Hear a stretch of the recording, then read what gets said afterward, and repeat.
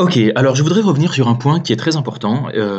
Vous avez dû me voir hésiter tout à l'heure dans la vidéo précédente où vous avez vu que j'étais un petit peu interloqué quand j'ai utilisé ici le Base Shadow. Je me suis dit, mais comment ça se fait que ça marche en fait, ce Base Shadow, alors qu'en fait on ne l'a pas importé en haut de ce fichier.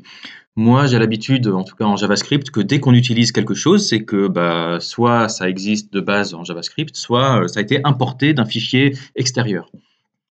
Là, vous voyez que par exemple ici, là, dans notre transform zoom, d'où est-ce qu'il vient? On l'a importé en haut de utils zoom. Mais ce base shadow, on ne l'a pas vraiment importé.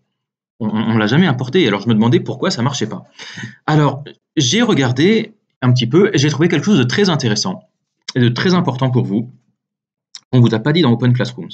Alors regardez, je vais aller sur la documentation officielle de SASLang, là de SAS, et j'ai regardé le machin import. Donc import, on sait comment ça marche, ça veut dire on va chercher quelque chose qui vient d'un fichier extérieur. Mais là, regardez, vous avez un gros carré avec un heads up.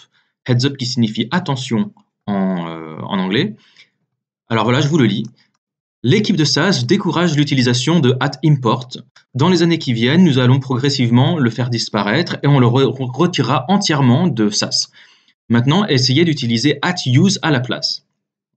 Alors, ils disent, c'est quoi le problème avec import? Eh bien, le import, déjà, a plusieurs problèmes. Alors déjà, le premier, c'est le truc voilà, que je vous disais il y a 2 minutes. Quand vous utilisez quelque chose quand vous mettez un @import, tout ce que vous utilisez avec @import, donc toutes les variables, les mixins, les fonctions seront globally accessible. Ça veut dire que ce sera accessible n'importe où dans votre repo. Donc par exemple, vous voyez, là, moi j'ai fait, comment ça se fait que mon include base shadow, il marche alors que je ne l'ai pas importé ici? Eh ben, c'est tout simplement qu'il y a un autre endroit dans mon code où je l'ai importé.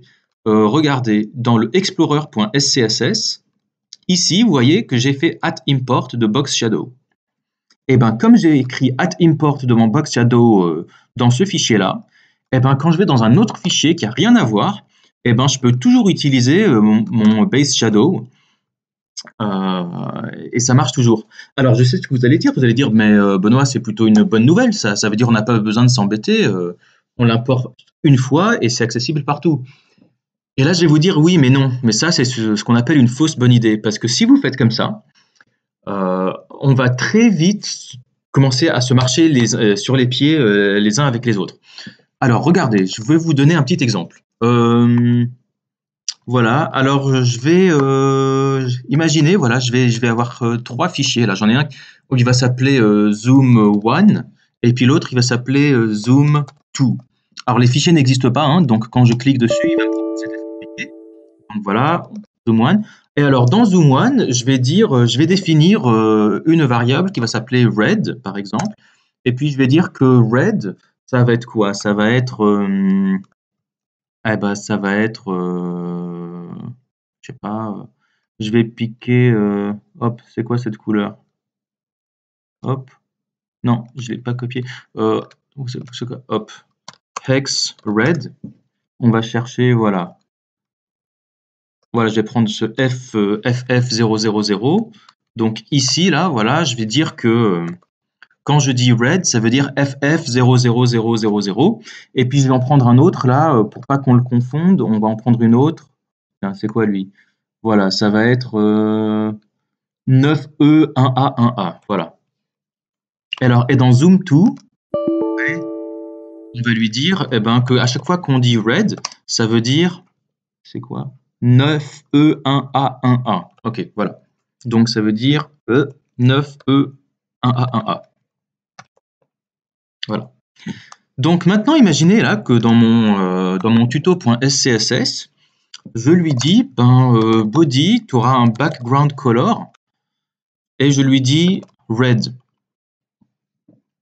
Eh bien, c'est quoi le problème ici? Bah là, alors déjà, cannot find style sheet to import. Ah, intéressant, zoom one. Ah oui, alors d'accord, ah oui, parce que je ne l'ai pas nommé .css. Alors hop, on va le nommer .sas. Et l'autre aussi, on va le nommer .sas. Ok, voilà. Très bien. Donc, vous voyez que donc là, dans un fichier, j'ai un rouge qui est un peu foncé, et dans l'autre, j'ai un rouge qui est un petit peu clair. Alors maintenant, voilà, dans mon body, je vais mettre un background color de red. Est-ce que vous voyez d'où est-ce qu'il est le problème? Moi, j'ai l'impression que j'ai utilisé red, mais en fait, moi, j'ai deux fichiers différents ici qui me disent red ce que c'est. Donc là, regardez, là, quand je compile, où est-ce qu'il est? Où est-ce qu'on est? Voilà, regardez. Il a compilé ici, là. Donc, il m'a dit, le red, ici, c'est 9E1A, 1A. Il a pris le rouge foncé. Parce que en fait, là, dans le zoom 1, on a dit rouge clair. Dans le zoom 2, on a dit rouge foncé.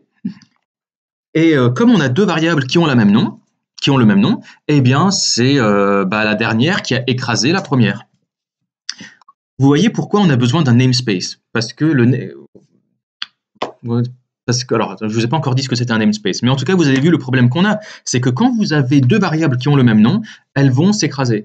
Et alors, maintenant, imaginez que moi, je suis sur mon fichier, là, je suis en train de me dire, oh là là, mais pourquoi est-ce que j'ai du rouge foncé et pas du rouge clair, alors que si je regarde dans mon zoom one, j'ai bien mis du rouge clair.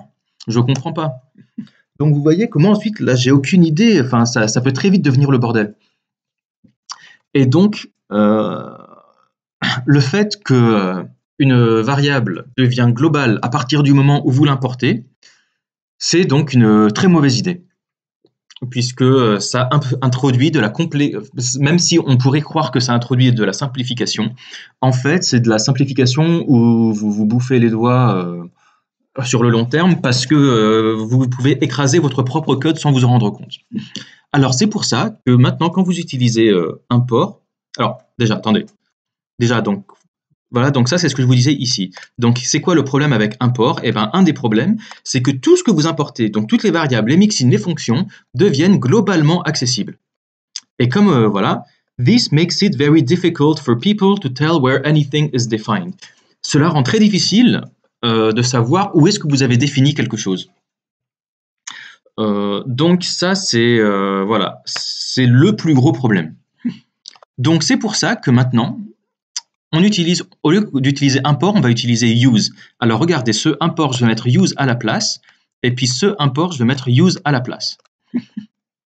Et là, je vais avoir un problème. Il me dit, oh, je ne sais pas ce que c'est que... Alors, il dit, use rules must be written before any other rules. Tiens, je ne savais pas ça. Bon, alors attendez, on va prendre ces deux use et on va les mettre au-dessus, voilà, comme ça. Voilà. Et alors là, il me dit, regardez, alors j'espère que mon écran, ma caméra va pas vous gêner là, mais alors attendez, je vais tirer ça un peu vers la gauche pour que vous voyez bien. Mais vous voyez ici, undefined variable, il me dit, vous voyez, ce background color red, je ne sais pas ce que c'est. Et donc vous voyez la ligne 6 dans tuto.scss. Donc c'est celle-là. Et effectivement, maintenant, si je dis juste red, il ne sait pas ce que c'est.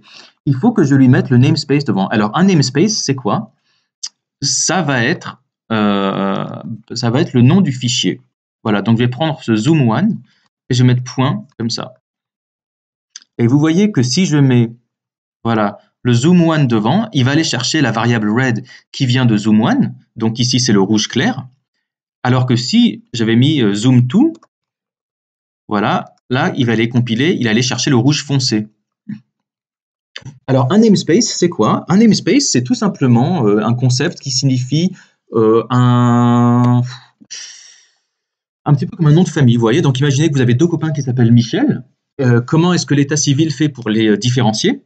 Eh ben, ils ont des noms de famille. Donc il y aura Michel Dupont et Michel Latour, par exemple. Et donc là, cette variable-là, cette variable red, donc en fait, on a deux variables red qui sont toutes les deux Michel. Eh ben, sauf qu'il y en a une qui vient de zoom 1 et l'autre qui s'appelle de zoom 2. Donc il y a un namespace qui s'appelle zoom 1 et un namespace qui s'appelle zoom 2. Le namespace, c'est un concept qu'on va retrouver dans plusieurs langages. Et donc c'est un petit peu le même concept que le nom de famille. Ça veut dire il y a un espace où il peut y avoir voilà, c'est un espace où tous les prénoms sont uniques. Mais comme ça, si un jour vous avez deux personnes qui ont le même prénom, eh bien ils ont un namespace différent, donc ils ont un nom de famille différent et on peut les différencier comme ça. Voilà. Alors je sais que ça peut être un petit peu chiant pour certains d'entre vous, voilà, de devoir mettre, voilà, de devoir taper le namespace point avant toutes vos variables. Alors il y a alors heureusement, les ingénieurs de SAS ont pensé à vous. Quand vous utilisez un namespace, vous pouvez le renommer en même temps que vous, on pourrait pas dire importer, mais on pourrait dire que vous l'appelez. Eh ben, il suffit de faire, quand vous faites le @use, vous pouvez rajouter us, et ensuite vous pouvez l'appeler, je sais pas, on pourrait l'appeler juste one par exemple. Et alors maintenant, si j'ai envie de l'appeler ici, là, le red, je pourrais juste mettre one. Vous voyez, et il a réussi à retrouver le rouge clair ici. Pareil, l'autre, je pourrais l'appeler us2. Et puis maintenant, si je veux prendre le red qui est dans le namespace 2, je mets juste 2, voilà, et vous avez vu qu'il a compilé vers le rouge foncé. Et si vous n'aimez pas les namespaces, vous pouvez vous en débarrasser directement. À la place de one ou two, vous mettez la wildcard, donc l'astérisque, là comme ça, et là. Et maintenant, vous allez voir, voilà, quand vous cherchez à mettre 2.red, il dit je ne connais pas ce que c'est, il n'y a pas de module avec le namespace 2. Puisque quand vous mettez la wildcard, vous n'avez plus du tout besoin de mettre de namespace. Voilà, vous faites comme ça, et normalement ça marche. Alors, this variable is available from multiple global modules. D'accord, donc en fait, lui, il a détecté qu'il y a une variable qui a... il a détecté que dans Zoom1 et Zoom2, il y a... Voilà, là, il ne sait pas maintenant laquelle des deux vous voulez utiliser. Donc attendez, je vais commenter le Zoom1. Voilà. Et donc vous avez vu que quand j'utilise red, là, comme ça, vu que j'ai pas besoin de mettre un namespace devant, puisque j'ai mis us étoile. Et voilà, il allait me le chercher ici. Alors, je sais que vous aurez peut-être envie de mettre des as étoiles partout, mais moi, je vous conseille quand même de pas trop faire ça, puisque l'utilité des namespaces, c'est de justement pas écraser des variables les unes sur les autres. Donc voilà, ça c'était pour vous montrer. Donc, on va sortir de là. Et puis maintenant, ce qu'on va faire, on va remplacer tous mes imports par des variables. Alors déjà, background color red, ouais, donc lui on peut le virer. Voilà. Alors où est-ce qu'on était? Eh bien, dans Explorer, voilà, base shadow. Alors allons-y. Ce box shadow, au lieu de mettre @import, on va mettre use, comme ça. Et maintenant il me dit ah mais undefined mixin. Pourquoi? Eh bien, évidemment, parce que regardez, là, donc là, en ligne 22, je lui ai dit include base shadow. Mais il me dit base shadow, je ne sais pas d'où ça vient. Là, vous voyez qu'il lui faut un namespace devant. Donc, le namespace, ça va être le nom du fichier, là, box shadow. Donc, je copie box shadow, je le mets devant base shadow, point. Et là, on est bon. Ah non, là, il me dit, regardez, j'ai un autre petit problème. Il dit error undefined mixin. Alors je sais qu'on pourrait avoir tendance à penser que c'est le même problème, mais quand vous avez un message d'erreur, lisez-le bien. Regardez, undefined mixin, il me dit regardez en ligne 18, include base shadow, je ne sais pas ce que c'est. Mais d'où est-ce que c'est ça? Regardez, le problème vient pas de ce fichier-là, explorer.sas, il vient de sas layout tuto.sas. Et vous voyez que maintenant le problème, il vient pas de ce fichier, il vient de l'autre fichier qui est donc tuto. Où est-ce qu'il est? Tac, tac, tac, tac. CTRL P, tuto, hop. Et là, vous retrouvez exactement ce que je vous disais tout à l'heure. Vous voyez que c'est la ligne 18 qui déconne. C'est la ligne 18, je lui ai fait un @include base shadow. Comment ça se fait qu'avant ça marchait et que maintenant ça marche plus? Eh bien très simple. Avant, j'avais utilisé, là dans mon Explorer, j'avais un @import devant le box shadow. Et vous vous souvenez que ce qu'il y a écrit dans la documentation de SAS, alors attendez, SAS lang. Vous vous souvenez ce qui se passe quand vous faites un import? Quand vous faites un import rend toutes les variables, les mixins et les fonctions accessibles de manière globale. Alors moi, quand j'étais ici, là, dans mon Explorer, et que j'ai mis un import devant mon box shadow, il était disponible dans mon fichier là, je pouvais l'utiliser, mais il était aussi accessible dans tous les autres fichiers, y compris tuto. Et donc là, ensuite, quand j'étais dans tuto, je lui mettais include transform zoom, pardon, je lui mettais include base shadow. Il n'avait aucun problème puisque je l'avais importé dans Explorer, mais il était quand même accessible partout. Mais par contre, là, mon use, il me rend pas mon box shadow accessible dans tous mes fichiers. Il me le rend accessible que là où que dans le fichier en cours là. Donc là, maintenant, si j'ai envie d'utiliser le base shadow, je vais être obligé de recréer une ligne là qui dit @use. Donc @use. Et alors, d'où est-ce qu'il vient? Alors, point pour monter pour monter au dossier de dessus. Ensuite, c'est utils et après slash box shadow, je crois. Alors, ça marche toujours pas puisque il faut que je mette le nom, voilà, devant box shadow.base shadow. Et là, magie, ça marche. Alors, on va faire pareil pour le zoom. Là, on va lui mettre use à la place. Alors là, toujours pareil, il dit, je ne sais pas ce que c'est que transform zoom parce qu'il faut que je lui mette le namespace devant. Donc, on va l'appeler zoom.transform zoom puisque, vous voyez, c'est celui-là. Alors, transform zoom, c'est pas top. Hein, on pourrait peut-être le zoom.transform zoom. Ouais, bon, hein, c'est pas tip top. Ah non, en plus, il me semble que je l'avais... Alors, attendez. Où est-ce qu'il était, là, hein, le zoom? Ouais, je crois qu'il s'appelait juste zoom. Je l'ai renommé transform zoom pendant que vous regardiez pas. Ok, là ça marche. Est-ce qu'il me reste encore, alors CTRL F, est-ce qu'il me reste des @import quelque part? Alors oui, alors là, tout ça, là, il y en a pas mal. Alors je vais faire CTRL D, CTRL D, CTRL D, CTRL D. On va mettre use à la place. Ça m'a l'air de marcher quand même. Donc j'ai l'impression que j'ai pas de problème de namespace là dans mon style.css. Ok. Je sais pas pourquoi, j'ai pas de problème. Bon, ok. Tant mieux. Ça a l'air de marcher. Bon, ce zoom 1, je peux le virer, c'était juste pour la démonstration. Ce zoom 2 aussi, je peux le virer, c'était juste pour la démonstration. Alors, il me semble qu'il y avait encore un import quelque part. Alors là, le fichier SAS, voilà, il importe l'URL. Alors, l'URL, je pense que c'est pas un gros souci. Hein. Je vais essayer de mettre use à la place, mais je pense pas que ça marchera. Tac, alors là, il dit non, je comprends pas. Expected string. Ok, donc on va enlever URL. Alors string, ça veut juste dire chaîne de caractères, hein. C'est n'importe quoi qui est entre guillemets. On va faire ça. Ok, là il dit cannot find style sheet to import. Donc en fait, ouais, vous savez quoi? On va garder le import et on est bon comme ça. Bon, bah maintenant qu'on est bon, on va committer. Donc on va faire hop, on va faire change @import to @use. On est bon. Git push. Et on est bon. Donc, gardez à l'esprit que Open Classrooms, les cours ne sont pas toujours les plus récents. N'hésitez pas à regarder les documentations des technologies que vous utilisez. Si vous cherchez une seule source de vérité, ce ne sera pas Open Classrooms, ce sera la documentation. Donc, en l'occurrence, là, la vérité, ce sera le site de SAS Lang. Et quoi d'autre? Voilà, remplacez tous vos @import par des @use.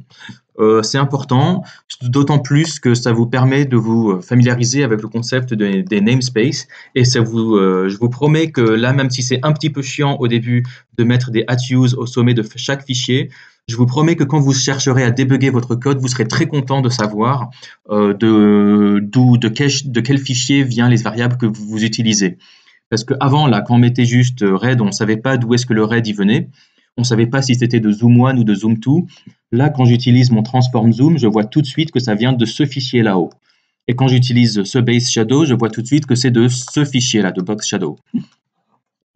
Donc, même si c'est un petit peu chiant au début, je vous promets que votre futur vous remerciera. Bon, alors maintenant que vous avez compris tout ça, je vous propose de retourner à l'intérieur de votre code et vous remplacez tous vos imports par des use. Allez, courage!